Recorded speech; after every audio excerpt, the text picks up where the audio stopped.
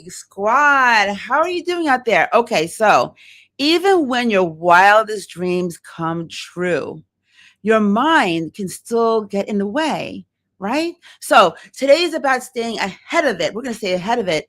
And staying ahead of it starts with getting your reps in. So you know what time it is. It's time to dance. Let's dance. Let's dance. Good morning, everybody. I'm your host, Sheryl Raphael Whitaker. It starts with Joy Live. A year ago, I would have said this was impossible. So here we are together. Leadership doesn't have to be cold to be confident. That was beautiful. Joy isn't a nice feeling. It's your operating system. If I delegate, am I still necessary? That's the real fear underneath the control. I'm a protective strategist, not a deceiver. I'm calling my union rep. That's Beatrice. That's my inner elephant. She's the joy killer who lives in all of us.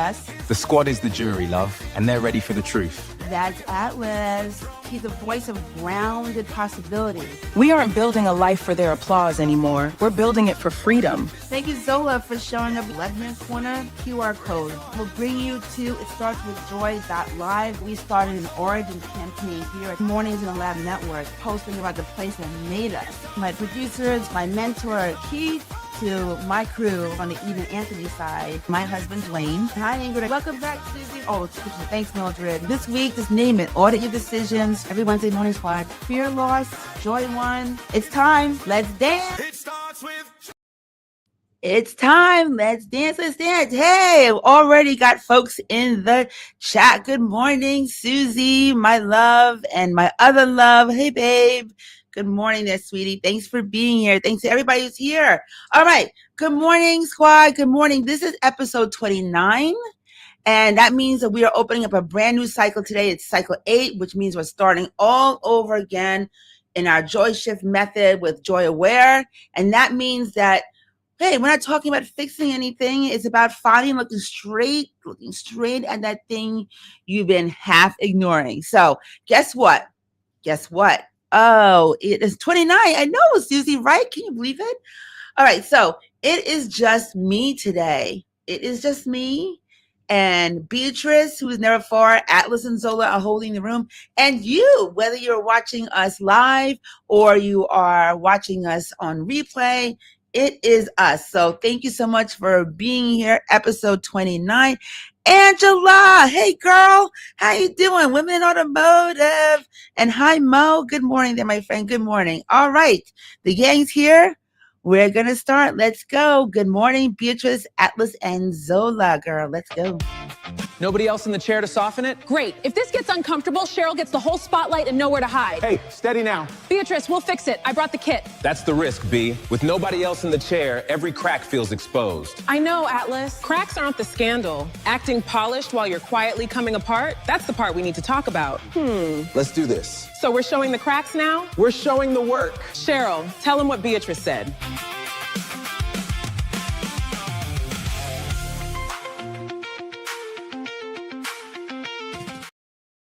Oh my goodness. Yeah, the cracks are showing. And wait, I see someone else out there. What's up, Ing? What's up? Good morning. Good morning. Okay, so yeah, it is just me. And as you can see, Beatrice is having a fit about it, but that's okay. We've got this, right? We've done this before. So let me tell you, Beatrice had something new to say to me this week. And it's not her usual noise. This one had teeth. She said to me, Sheryl, you're doing all this work. Most of it you've never done before. And you've got everyone thinking that you have it all together. And maybe in some ways, girl, you do. But this better work.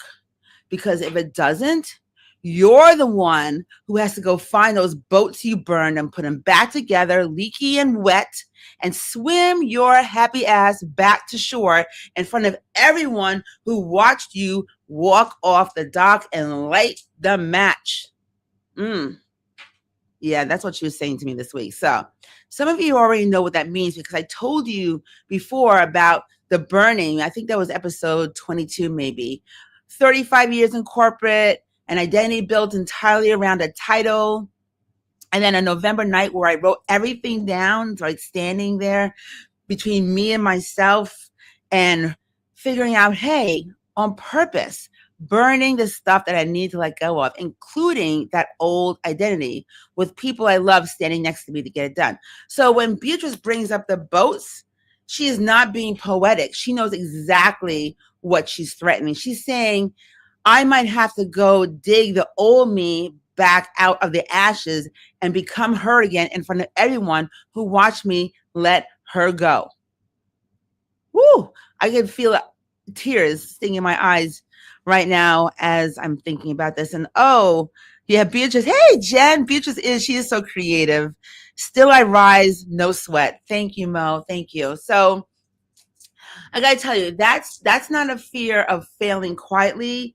That's a fear of failing really, really loudly after telling the whole world I already had it all figured out. And so I see this, and I'm being really vulnerable right now, sharing this with you. I don't even know I don't talk about this much, about that part of Beatrice that gets really, really mean sometimes, and and it could hurt, but I got to shut her up. But I do also see this in almost every leader that I coach, and it gets worse. This is the thing. The higher you climb, it gets worse. It doesn't get better. Okay. The story we tell is that success eventually earns you the right to be honest about the struggle. But the truth is the opposite. Think about it. The more visible you get, the more expensive it becomes to let anyone see the crack. And in addition to that, there's so much more to lose. So people, leaders, doesn't matter if you're talking about in corporate or in your life, leaders, we learn to hide it very well, and we get good at it, like really good at it, good enough that a real problem can sit there for a year, 2 years, whatever, 3, 4, 5, quietly getting worse because saying it out loud early felt like admitting you weren't who everyone thought you were. So a crack caught early is cheap. A crack hidden that long isn't a crack anymore by the time anyone sees it. It's like a major, major gash. So I think what nobody really tells you about doing the work is that it doesn't graduate you out of needing it. I wrote a best-selling book about joy winning. I built this show that we're all on about fear losing. And then Beatrice, this girl, she still shows up with the exact line, dressed up like concern, sounding almost reasonable. And I used to think that meant the work hasn't taken yet. You know what I mean? Like I still have more to do. And look, we all have work to do. But what I want you to understand is that the work, it took. I just forgot that this isn't the kind of thing you do once. It's the kind of thing you train, right? So nobody who lifts a weight once calls themselves strong. I was just talking to my sister Sharon last night. You guys have all met her. She's been a guest on the show. She's also a personal trainer, and she was talking to me about lifting and blah, blah, blah. And it's true. You don't get to stop showing up just because you showed up yesterday. That's what this actually is. It's a rep, right? It's a rep. Beatrice says her line, I catch it, I decide who's driving, me. Then she says it again next week, or maybe even later today in a different outfit, and I do the rep again. That's not the practice. That's not practice failing. That's practice existing. That's actually doing it. Thanks, babe. Thank you. And good morning, Jonathan and Paul, Dr. Paul Hopkins. Oh my God, a blast from my past. That's awesome that you're here, my friend. Good to see you. Okay, so I want you to understand something though, because I do talk about fear as being the F word, right? But I want you to understand that fear isn't the only villain. It's not either. I've had enough guests on this show to know that's not the whole truth. Fear can move you. It can get you up early, get the hard conversation had, get the thing finally started. It can really, really move you. That same fear, though, if it's left unchecked, will just as easily move you right away from yourself. Same voice, two completely different outcomes. And the only thing that decides which one you get is whether you did the rep or you skipped it. So we're working out today. We're working out. And that's actually why the tagline is what it is. Fear, loss, joy, won. It's not a medal won once, and then you get to keep it in a drawer somewhere or getting dusty on the shelf.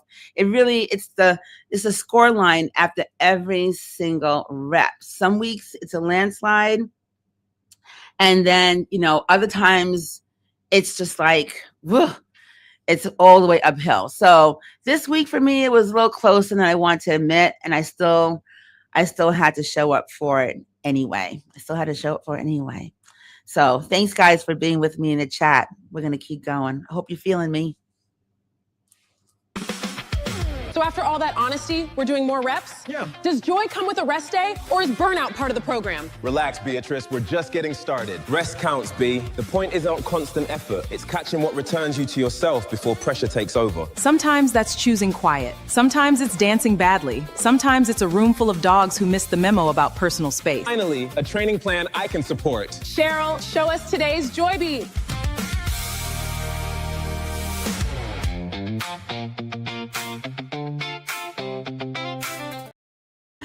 Oh, wow. Okay. Team Mildred, Melissa, you guys are really outdoing yourself. Beatrice and Atlas and Zola working out. I just absolutely love it. Love it. Great job, guys. Great job. Oh, so good. Okay. So I love the joy beats. And you guys know I'm like a broken record around this place. If you find something that brings you joy in the traditional sense of the word, send it to me. Otherwise, you're going to have to continue to watch all the things that bring me joy every week. I'm constantly on Instagram, constantly on LinkedIn, looking for cool stuff. And so continue to send them in. And Susie, you sent me a couple of things this week that I'm going to throw into next week. So thank you. I'm calling you out there for helping me out there. All right. First joy beat. You guys know I love these fuzzy critters here, the calmings. This is for everyone who's ever canceled plans and felt like a whole new person because of it. So let's go ahead and show this one. After 30, A. 7 a.m. hike tomorrow? B. Can you help me move? C. Sunday dinner at 7? D. Let's go to 2 places. D. Going to 2 places sounds exhausting. Correct answer, all 4. So how do humans socialize? They cancel plans and send each other reels. That is how we socialize these days. We cancel plans. I don't really like to cancel plans. And this clip is so funny because it says, what text ruins a weekend for humans after 30?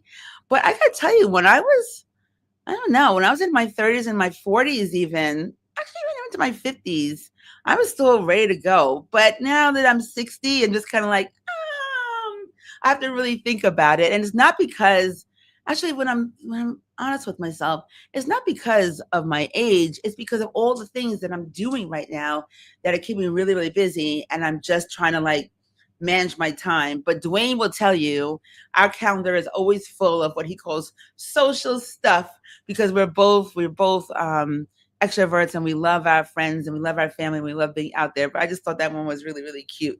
I thought that was cute. Jen, you're saying so true. Yeah, sometimes you just want to stay home and scroll, right? All right.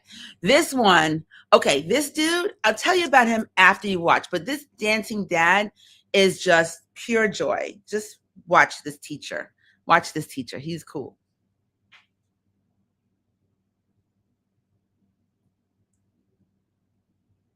Oops. Hopefully he's going to play. Maybe not.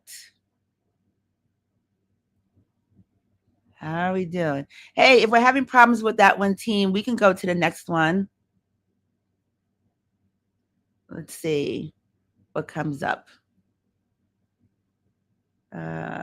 Oh, Mildred got kicked out. Oh, no. Okay, let me see if I can play it. Hold on. All right, guys, this is really funny because I don't usually do this. Let me see if I can figure out how to play it. Hold on. Boom. Oh, bummer. Okay, I can't get to it. I can't get to it. All right. Oh man. Well, maybe by the time Mildred comes back in, hey, this is what happens when we are live, right? So when we are live, we just roll. So Mildred, oh, here we go. Okay, she's back in. Okay, good. Let's go. Let's see if we can put the volume on. Then call your people. I'll call your mama. I'll call your mama. I'll call your mama. Yes, I'll call your mama. I'll call your mama. See, I will call your mama. I just love it. Okay, so this dad, oh man, I should have put down his name, but we'll make sure that you guys get the link to Instagram. This guy, he is just a dad, and one day he decided to show a video on Instagram of him dancing. And let me go back to the comments so I can see you guys, of him dancing with his kid, and it went completely viral. And now he dances all the time. He's even danced with Shakira. Okay, so we are, I mean, have a lot of conversations with everybody about social media and the good and the bad and all that kind of stuff. And I think there's a lot to say on both sides. But as far as this Joy Beat goes, congratulations to this dancing dad, because he is way cool and he is making a name for himself out there. And I hope he's collecting some cash while he's doing that too. All right, so let's see if we can get to the third Joy Beat. Are we going to make it work? This one is coming from Facebook, so I don't know. We may have to keep moving. Let's see. Good? No? All right, Melissa, don't worry about it. We won't play it. Well, we'll save that last Joy Beat, the Joy Beat for next time. For next time, we will. But again, it's a reminder, keep those beats coming. And when we're not having tech issues, we play them. But that's what it is about being live. So keep them coming. All right, let's go to the next transition there, Melissa. Let's bring out our ladies, Beatrice and Zola. And Interesting. Cancel plans, dance in public, let dogs invade your personal space. Apparently, Joy has terrible boundaries. Or honest ones. Everyone in those clips stopped performing what the moment was supposed to be and responded to what was actually there. That's awareness, B. Before you choose differently, you have to catch the script telling you what you should be doing. So Joy Beats were homework in disguise? A practice. Cheryl, walk us through this week's Joy Shift. Fantastic.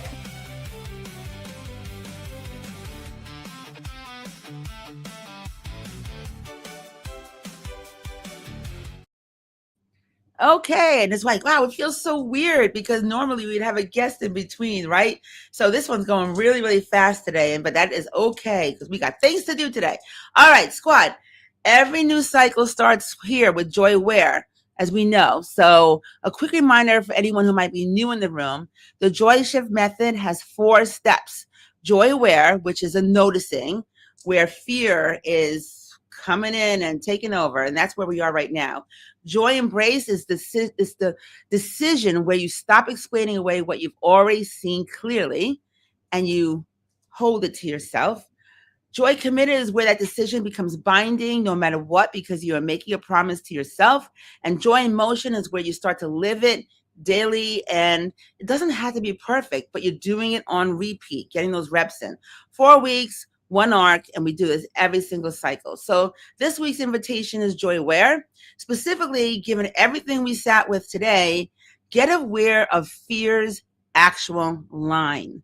Not fear in general, but a little sentence it uses on you. And for those of us who have been doing this work now week after week for 29 episodes, I'm hoping that you're actually keeping track. I'm actually thinking about putting together some sort of workbook for the Joy Shift that's going to help all of us to follow along and see how far you're going. But for this week, there are 3 steps, and I want you to do all 3 of them in this week.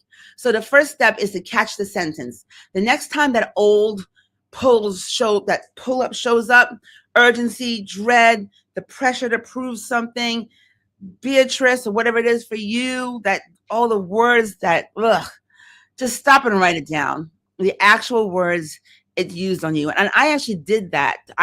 Those words that I shared during my monologue, Those were real words that I wrote down in my journal. So I know I wanted to be specific, and I wanted to be able to share that with you. So make sure that you're not writing down like just vague stuff. Like be really, really specific so that it feels real. So the literal sentence, like you're writing like an actual transcript for it, or actual script for it. Okay, so that's the first thing. Second step, name who's driving. Read it back and ask yourself honestly, is this fear trying to move me forward or move me right out of myself? Both are real. Both are really real. They're both real. They need different responses though, and you can't pick the right one until you know which one you're facing. And then the last one, you know what it is, right? Decide out loud, even if it's just to yourself. Say the choice in your words. Like, I hear you and I'm choosing to act anyway. You guys know I have on my laptop that sticker that says, do it anyway, girl. Or maybe I hear you and I'm not letting you drive today. Either one counts. The goal isn't getting it right every single time. The goal is that fear no longer operates in silence. So you push it out there, right? That's joy aware. You're aware of what's going on, because when you're aware, then you can actually do something about it. And I say this all the time too. You guys know that the sentence is going to come back. And that isn't the practice failing. That's the practice working. This isn't a one-time win. It's a rep. So you do it, fear comes back, you do it again, and you're not struggling, you're actually training. Every single rep is getting you stronger at catching it faster than the last time. Let's keep going.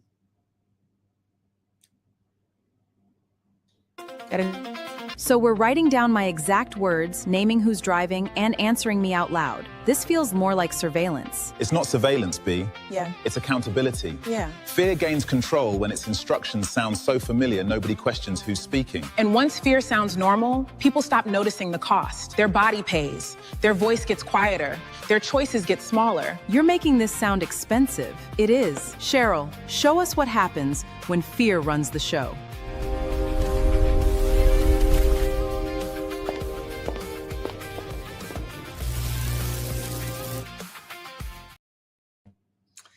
Yeah, it can be expensive, but I do think that the expensive piece really is a matter of, it can be expensive to you if we don't do the work. We don't do the work. So I'm going to show you an example of this. A few of you have asked to see this. So today's the day. I just got this back from Women in Automotive this week. And one of my buddies, Angela, from, oh my goodness, that I met there in Austin. I'm so happy that you're here today, Angela. Okay, so this is a clip from a talk I gave at Women in Automotive. You guys have heard me talk about it. And in this clip, I talk about the grind and the hustle I use to wear fear like a badge of honor, which looking back, it was just fear running the whole show. And then it goes quickly to a clip about Janet, who you guys already know who she is. But for those of you who don't, that's a boss who made me question whether I even belonged in the room. So watch what it took to finally get Beatrice quiet enough for me to do something about it. And if you're liking it, I will be sure to share more along the way. And this journey of mine, okay, good. where I found myself constantly driving, constantly performing, bigger teams, bigger roles, bigger boardrooms, more pressure. I found myself looking for the next promotion, the next role, the next title, just driving myself, grinding myself right into the ground. And sometimes those wins would come. And when they did, I was good for how long? A minute, maybe a month. And then I was right back on the hamster wheel again and again, trying to chase the next, the next, the next. And then one day I said to myself, Sheryl, there's got to be something fundamentally broken inside of you. Why do I keep chasing? I was like, no, nothing wrong with me. There's a word, and this is the word, it's an F word. Let me see if you can guess it. Fear. Fear is a huge motivator. And the weird thing about fear is that it actually does produce stuff. Keeps you driving, keeps getting results. But after a while, even though we dress it up with fancy names, ultimately, it's keeping us from ourselves. I am not being dramatic.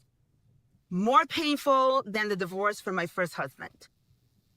More painful than losing my dad. Picture this, right? You're talking about someone who would hop onto a call or walk into a room and the temperature just drops. It gets cooler.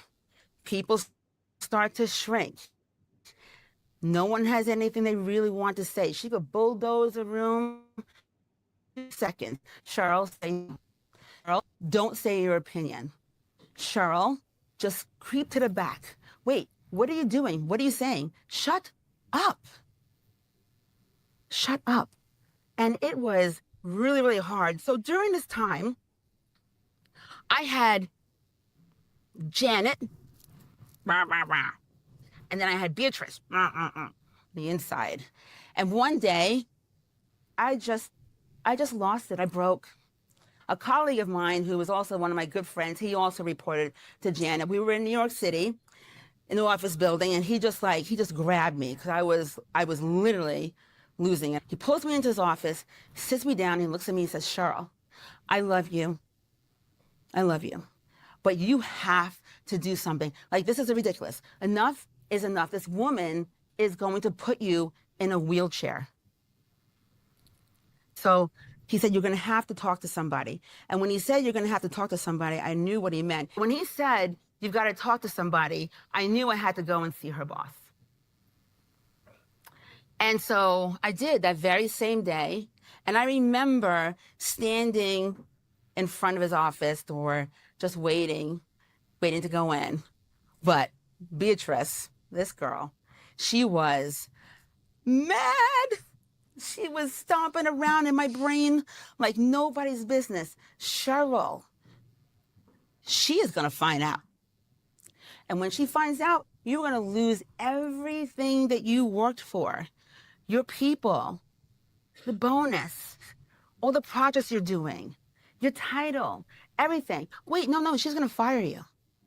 Oh, wait, no, she's not going to fire you. She's going to let you stay, and then she's going to make you wish she had fired you. And I stood there in front of that door, and I have to tell you, I took that first step in, not because I was brave. I took that step in to her boss's office because I was running out of myself. I was running out of myself. And what I mean is, I was in corporate for years and I was a badass. Okay? And now I was a shell of the leader that I used to be. And I let this woman do this to me. And I had people counting on me, not just my team, but my family at home. And so I knew that if I didn't take care of myself, I wouldn't be able to take care of them. So I silenced Beatrice just enough that I can just push myself into that office and meet with her boss. And we had that conversation. And guess what? It worked.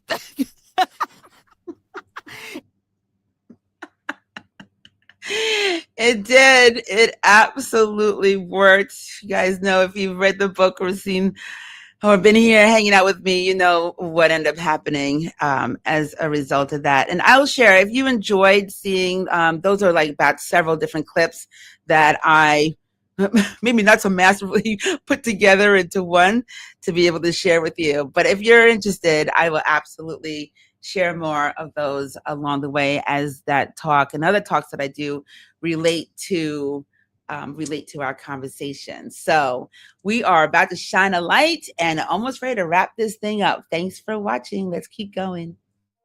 Watching fear run the show is one thing. Catching it in my own decisions feels aggressively personal. That discomfort is useful, B. It means you can finally see the choice fear was making for you. And after naming what holds people back, we should notice the people helping others move forward. Sheryl, take it from here. Who are we shining a light on today?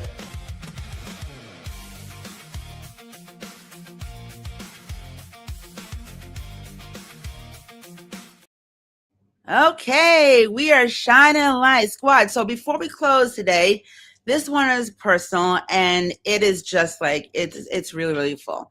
So today we are shining a light on my friend Maureen Martin. And I just love that picture of her. She is just the best. Maureen Martin, she is the Vice President of Strategic Alliances at Dynatron, which is a fixed operations company that's been in the automobile industry for, I mean, she's been in this industry for almost 30 years, but Dynatron's been helping dealerships run stronger service departments. And Maureen herself, she's been in this business, as I mentioned before, for a very long time, over 30 years, since Ford Motor Company in 1986, which she still, as she said, she still bleeds blue.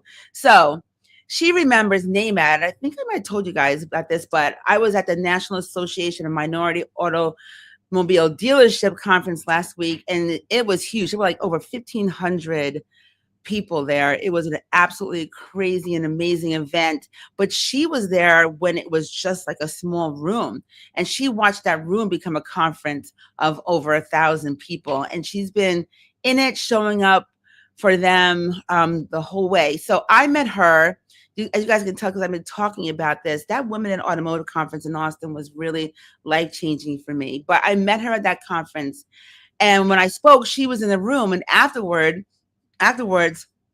this woman, I just met, looked at me, and she said, "We are going to be friends." Actually, she said, "We're going to be besties." And that's someday. She's like, right now. And she really, really meant it, because the next thing I know, she's sponsoring me as Dynatron's guest at the NAMAD conference in Miami. And she's walking me around that room herself, introducing me to every single person that she knew.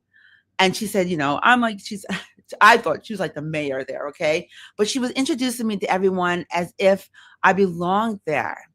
And then we just danced. We just danced everywhere we went, all week long. I met her husband, Jeff, and let me tell you, Jeff and I also closed out that dance floor. I think there was a picture of us there dancing, but we danced our way through that entire conference, and I have never laughed that hard or felt that at home somewhere I'd never been before. It was like the strangest thing in a beautiful way. Her whole team wrapped me up in it too. James, Ryan, Christian, thank all of you for making me feel like family from the very first minute. And the whole NAMAD family, honestly, Perry Watson and Pam Walk included, they opened their arms in the same way. And the Women of WOCAN, which stands for the Women of Color Automotive Network, went to their luncheon. We just see me in bright yellow. I know, because I'm barely ever in color. Right there we are in yellow. That room was huge. There's about 200 women in there. They had a luncheon. And again, another amazing room of incredible women. So Maureen, if you're watching this, I love you, girl. Genuinely love you. You saw me, you supported me out loud, and then we danced the whole way through the whole thing. And that was not networking. That was not even hospitality. That was just love. And I felt every single solitary bit of it. Got to give a shout out to Veronica Dunford and Beth Mack as well, and just everyone, Uma Devreddy, everyone who supported this incredible experience that it had, given me exposure to an industry, the automotive industry, that I know nothing about, and I've been learning really, really fast. And just, I don't know, in this day and age of, there are people out there who are so closed off, it feels really, really good to know that there is still joy in so many rooms. So thank you so much. Love you, automotive, for sure. Okay, squad, that was episode 29. We are done. Cycle 8, Joy Ware. We're opening it up with a brand new cycle, and thank you for hanging out with me, going solo today. I see you guys are still out there watching. I really, really appreciate it. And look, just like Joy Ware, things are not always tidy, right? We had some issues. We will always have that happen, because we are live. But we're showing up anyway, and we're doing the work, and that is amazing. Competence doesn't buy you out of fear. It just means you get good at running that practice, right? So we are practicing the show. We're practicing our reps. We're getting it all in life. So your joy shift this week Get your reps in. That's it. That's the whole practice. Many thanks to my team. I love you guys, Melissa and Mildred and everyone out there. Oh, thanks, babe. Thank you. Great show. You were so supportive. And thanks, Susie. Happy Wednesday to you. Don't forget, there's a QR code. I always get it wrong on which side of the screen it's on for you, but find us on It Starts With Joy.live. Don't forget, I'm part of the Mornings in the Lab network.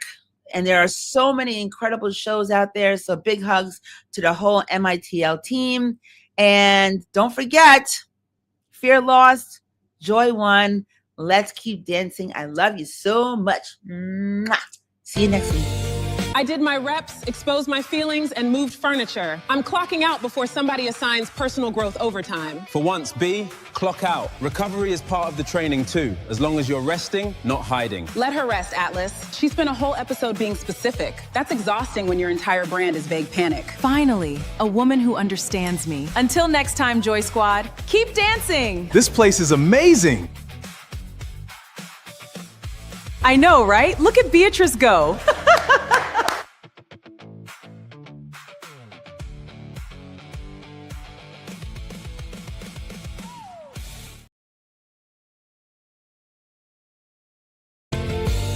I did my reps, exposed my feelings, and moved furniture. I'm clocking out before somebody assigns personal growth overtime. For once, B, clock out. Recovery is part of the training too, as long as you're resting, not hiding. Let her rest, Atlas. She spent a whole episode being specific. That's exhausting when your entire brand is vague panic. Finally, a woman who understands me. Until next time, Joy Squad, keep dancing. This place is amazing. I know, right? Look at Beatrice go.